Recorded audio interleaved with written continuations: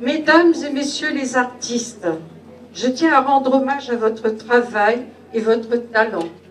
Soyez remerciés de votre présence sur les cimaises argelésiennes. Voici donc la 22e promenade que je vous propose, une étape, un pont, une jonglerie festive, un échange, des rencontres, des partages. Bon salon, bonne visite et merci à tous. 22e édition donc, de ce Salon international d'art de Valmy. Chaque année, je vous pose la même question, mais on s'améliore, on s'améliore, et on s'améliore encore et encore. Et ce salon, il est toujours dans une extra qualité, on va dire, et encore cette année. De plus en plus, et c'est notre objectif. On n'arrive jamais au top, mais on se donne les moyens d'y arriver. Alors aujourd'hui, 2 artistes à l'honneur. C'est quand même pas rien, comme chaque année d'habitude. Mais là, il y a beaucoup plus d'œuvres encore exposées donc, de ces artistes qui sont à l'honneur. Et aujourd'hui, on peut dire que c'est la sculpture qui est presque mise à l'honneur. On a eu cette chance d'avoir énormément de candidats sculpteurs, ce qui nous a permis en plus de leur suggérer de présenter chacun 2 pièces, ce qui fait qu'il y a 16 sculptures dans cette édition. Alors, une édition donc, dont le vernissage a eu lieu vendredi dernier. Beaucoup de monde à ce vernissage. Et puis beaucoup de monde dans les jours qui ont suivi, les 2 jours qui ont suivi.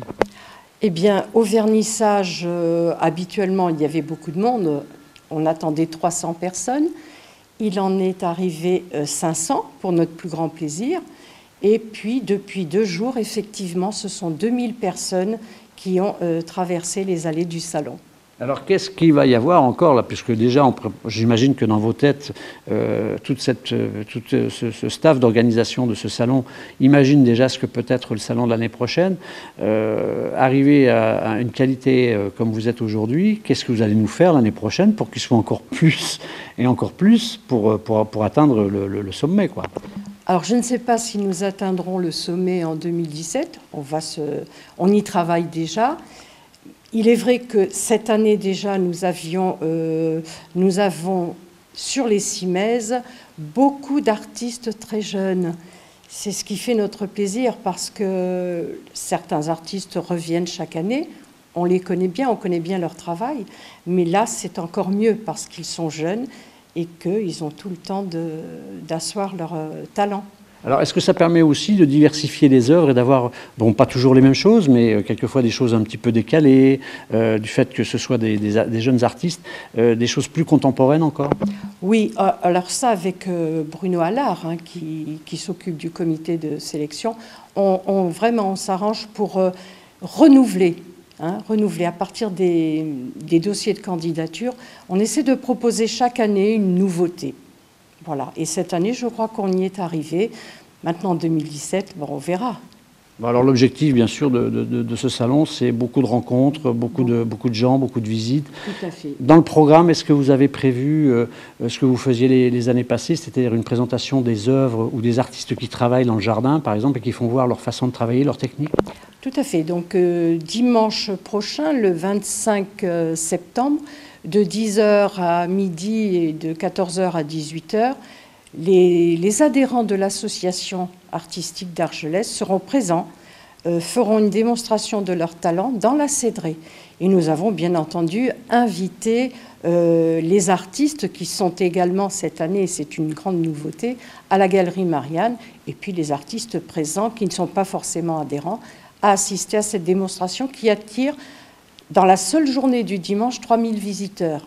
Alors, il faut quand même rappeler que là, et vous avez bien fait de le dire, c'est que cette année, l'exposition, donc ce salon d'art de Valmy, a été divisée en 2, si on peut dire. C'est-à-dire qu'il y a une partie, bien sûr, qui a toujours lieu à Valmy, mais il y a également une autre exposition qui est toujours dans le cadre de ce salon, qui a lieu à la Galerie Marianne à Argelès-sur-Mer. Oui, tout à fait. C'est pas divisé, j'aime pas le terme. Disons qu'on a décentré toutes les toiles sur papier, aquarelle, photo, sanguine, dessin et pastel. Ma foi, il y a de très belles choses aussi à la Galerie Marianne. Donc le conseil aujourd'hui à tous les visiteurs, venez à Valmy, mais allez aussi à la Galerie Marianne. Absolument, il faut absolument aller à la Galerie Marianne. Ils ont les mêmes horaires que nous, les mêmes jours d'ouverture. Non, il faut y aller parce qu'il y a de très belles œuvres.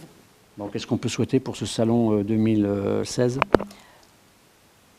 Qu'il soit encore mieux que 2015 et puis 2017, eh ben, nous verrons. Mais non, on souhaite vraiment à tous les artistes de faire de très belles rencontres et je crois que ce sera très bien. En tout cas, bravo et merci pour cette exposition. Merci à vous. Catherine Salmeron, bonjour. Donc vous êtes aujourd'hui invitée privilégiée dans ce Salon international d'art de Valmy et vous êtes venue donc présenter vos œuvres. Expliquez-nous un petit peu comment d'abord vous avez atterri dans le département, puisque je crois que vous habitez maintenant aujourd'hui à Saint-Cyprien, et puis comment vous avez évolué dans votre façon de travailler et pourquoi vous êtes arrivé à faire ce style de peinture, par exemple. Et vous nous expliquerez aussi pourquoi cette peinture qui est exposée aujourd'hui ici à Valmy était prévue à Paris, je crois. Mais écoutez, moi j'ai commencé ma carrière avec un marchand de tableaux qui s'appelait Robert Hanoun, c'était l'oncle de Marlène Jobert. J'ai travaillé près de 20 ans avec lui et quand il a pris sa retraite, j'ai commencé à travailler toute seule avec l'aide de mon mari qui a remplacé le rôle de mon marchand. Et j'avais un petit peu de lassitude de faire tout le temps des natures mortes. J'étais obligée, quand j'avais mon marchand, il avait l'habitude de présenter mon travail comme ça, je ne pouvais pas tellement changer. Mais là, comme j'ai eu l'occasion de pouvoir changer, j'ai déjà, dans un premier temps, choisi des thèmes un peu différents. Et puis, j'ai fait des natures mortes en trompe-l'œil, des natures mortes en 3D. Ça rend un peu le travail plus attractif et j'y prenais plus de plaisir. Voilà, et puis au bout d'un moment, la lassitude s'est installée à nouveau et j'ai eu envie d'autre chose. Et c'est là que je me suis lancée à faire ces toiles, ce genre de toiles, qui racontent un peu une histoire, qui permet un peu de m'évader. Alors justement, qu'est-ce qui vous inspire aujourd'hui par rapport à vos tableaux qui sont très figuratifs on est presque dans du street art, hein, du street art, hein, ce qu'on appelle des tableaux où il y a beaucoup de logos, ou de tags, ou de choses comme ça. Et puis là, où on a des plaques d'égout, des rues, par exemple. Qu'est-ce qui vous amène justement à mener ce regard justement sur la ville ou sur les rues? Oui, c'est ça. Oui, je regardais souvent les vieux murs. J'étais intéressée par le changement de couleur, les textures, tout ça. J'ai eu envie de réaliser ça avec ma technique. Ouais. Voilà. Racontez-nous un petit peu l'histoire de cette plaque d'égout et de cette petite mise en scène que vous avez mis en place ici à Valmy, parce qu'elle a une histoire quand même, cette mise en scène. Oui. Alors l'idée m'est venue parce que en voyant le clip de Michael Jackson, Thriller, j'ai eu envie de faire ces mains qui sortent de cette plaque d'égout. Là, voilà, j'avais envie de réaliser ça et je l'ai présenté au Grand Palais et ils ont voulu l'installer de cette façon. Ouais. Et moi j'ai approuvé parce que je trouve que ça rend bien. Et quand j'ai fait connaissance de Yolande, elle a trouvé l'idée originale et elle a voulu reproduire le même scénario. Votre formation? J'ai fait les Beaux-Arts de Reims, que j'étais très jeune, j'avais 15 ans. Ouais. Voilà, c'est tout. Après, je me suis perfectionnée en autodidacte. Ouais. Et votre inspiration de la rue, vous m'avez dit tout à l'heure, c'était c'était tout de suite après ma période 3D, donc il y a à peu près 5 ans. Vous avez déjà peint dans la rue? Non, j'ai jamais fait et je crois que j'y prendrais vraiment plaisir. Parce que ça me plaît. J'ai vu des belles choses à Paris, peintes sur les murs. Ouais. Bon, écoutez, merci à vous d'être là aujourd'hui à Argelès, en sachant que maintenant vous êtes une résidente locale maintenant du pays catalan. Donc on aura le plaisir d'admirer vos œuvres donc, au Salon d'Art de Valmy. Merci. Merci beaucoup. Georges Manzano, bonjour. Donc, bienvenue à ce Salon international d'art de Valmy. Alors, vous n'êtes pas, vous, un étranger ici à Valmy, puisque vous habitez maintenant à Perpignan et vous avez des origines, je crois que c'est mexicaine. Racontez-nous un petit peu comment vous êtes arrivé du Mexique à notre région ici, en pays catalan. Bon, on est toujours attiré par la France, en Amérique latine et partout. C'est un pays de tradition culturelle et de longue histoire. Et je voulais venir en Europe depuis des années. D'abord, j'étais aux États-Unis quelques années et j'en avais un peu... Je voulais changer. Et je suis atterri ici parce que je connaissais des amis et je me suis installé depuis presque 37 ans, 40 ans. Alors, c'est un métier que vous avez appris depuis tout jeune, puisque je crois que vous l'avez exercé avec vos parents. Ce sont vos parents qui vous ont initié à la taille de la pierre. Oui, j'ai vécu depuis mon enfance avec mes oncles. Pas mon père, je n'ai pas connu mon père, mais avec mes oncles et après avec un maître sculpteur. Depuis l'âge de 9 ans que j'ai commencé à polir les sculptures. Mes oncles travaillaient pour des autres sculpteurs. C'était tailleur de pierre et copiste. Donc un jour, vous avez eu envie, vous aussi, de tailler la pierre. Oui, oui, oui. Je me suis découvert très rapidement, déjà de l'âge de 13 et 15 ans, et je voulais faire ce métier. Mais quand j'ai rencontré mon maître, Augusto Escobedo, un grand sculpteur mexicain de renommée en Amérique du Nord et au Mexique, et lui m'a initié à l'art abstrait. C'est une découverte merveilleuse, et à la musique contemporaine, à la peinture moderne de l'époque aussi, même de Kandinsky, Paul Klee, etc. Et tout ça, ça m'a fait un choc formidable, comme si une lumière, il apparaissait devant moi, et qu'il fallait que je la suive. J'ai rentré dedans, j'ai plongé et j'ai découvert que l'art abstrait, c'était ma voie. Je n'ai pas hésité, je me suis dirigé vers ça. Évidemment, à l'époque, on est adolescent, enfant, adolescent, il fallait étudier quelque chose. La famille vous pousse à étudier quelque chose. Et j'ai fait 2 années, jusqu'aux 2 années de fac au Polytechnique mexicaine. Et j'ai arrêté à 21 ans parce qu'il y en avait marre. J'ai dit, c'est pas pour moi, je vais être un artiste. Ils m'ont essayé de me dissuader et j'ai dit non, ça m'est égal, je vais direct, comme si on plongeait dans une piscine dans l'eau et voilà, c'est parti et je ne suis jamais arrêté. Alors la particularité de vos œuvres aujourd'hui, donc bien sûr on a compris que c'était de la sculpture dans de la pierre, mais dans une pierre assez particulière, parce que quand on regarde l'œuvre qui est à côté de vous, on voit une espèce de transparence, enfin pas une espèce, carrément une transparence dans la pierre.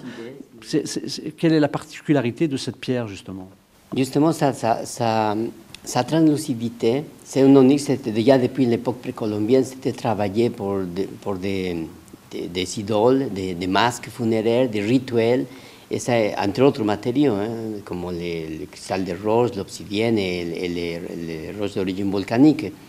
Mais nous, l'onyx, c'est comme une matière très belle. Depuis très longtemps, les artisans font des bibelots, si on peut dire, des couteaux, etc. Et depuis les années du XXe siècle, les années 50, ils ont commencé à travailler l'onyx, les sculpteurs, pour lui donner sa noblesse à la forme, dans cette matière qui est très aérienne et légère, à une fois polie.